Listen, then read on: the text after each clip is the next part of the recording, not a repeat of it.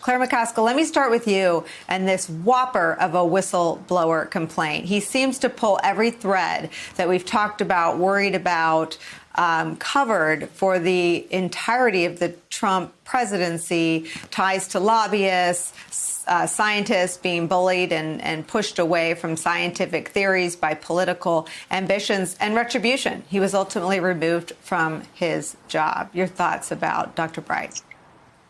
Well, what Dr. Bright is describing is the swampiest of swamp behavior. He's talking about cronyism. He's talking about being pushed into decisions based on who people knew and people making money as opposed to science. You know, there's going to be a lot of documents here, and I'm willing to bet that this doctor kept good notes. You're going to be able to track contracts that didn't have bids. You're going to be able to track the amount of money that was paid, for example, for dosages of various drugs in the stockpile and compare that with previous prices paid.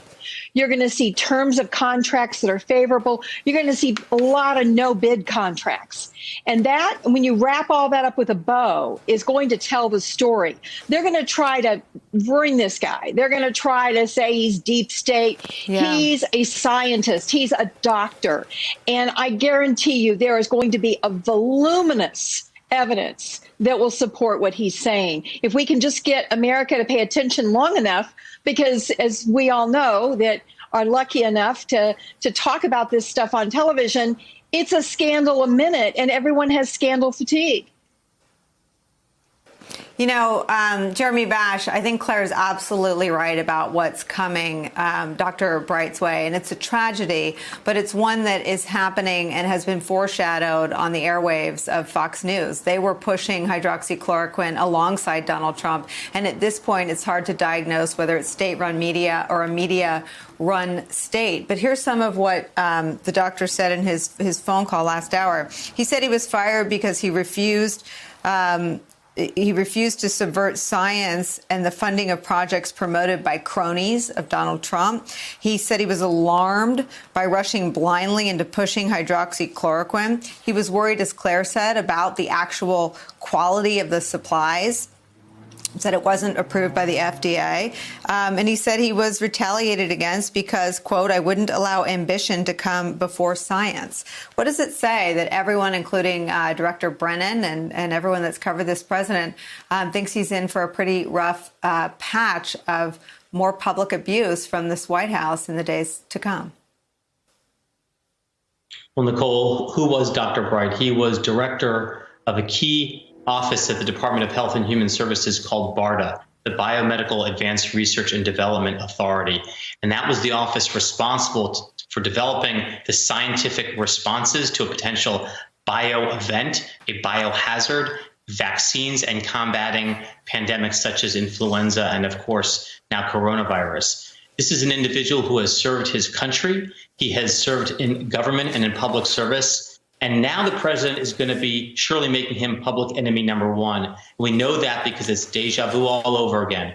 When a whistleblower stepped forward last fall and explained that the president was misusing his office for his own personal gain in the context of the matter that ultimately got the president impeached, the president and all of the president's cronies and allies lined up directly behind him and said, we have to out that whistleblower, notwithstanding that that whistleblower had also been a career national security professional. So I do think Dr. Bright is in for some bumpy times, but ultimately the righteousness of his cause, and as Senator McCaskill notes, the fact that there will be other corroborating witnesses, other documents, I think will lead to a massive investigation and a review about the way this administration handled or mishandled the early days and weeks of this crisis. And I've said before in the show before, Nicolle, we're much closer to the beginning of this crisis than we are to the end. We have a long way to go. We better get this right.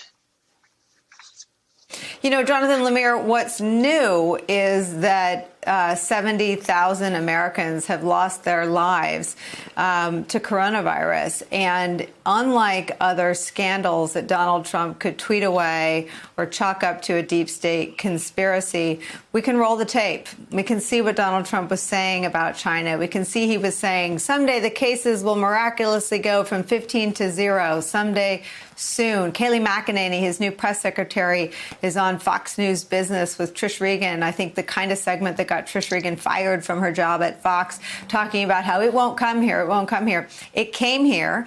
Cases are expected to quadruple by June 1st. The death rate expected to double. Do you think this doctor is really going to be the cause, the new target for the Trump White House and his media allies? It's certainly possible, Nicolle, as you and Jeremy have just noted. We've seen this playbook before. When someone has stepped forward to criticize this president, to allege wrongdoing, the smear campaign usually begins online on Twitter, certain parts of the conservative media, often from the Oval Office itself. There hasn't been much of a reaction yet. This, of course, this recording has only been out in the last hour or two.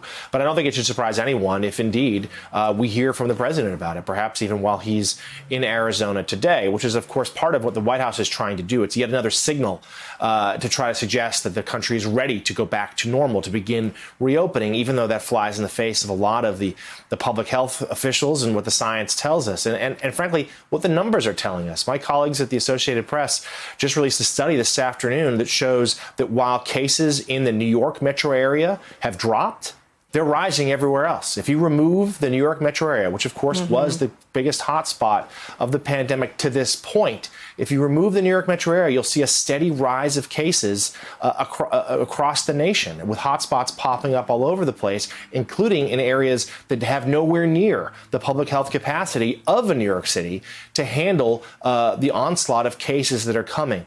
And this remains such a remarkably risky bet by this White House to try to forge forward, to send this signal that things are getting back to normal, while the testing still remains so thin across this nation, and we're seeing cases rise from coast to coast.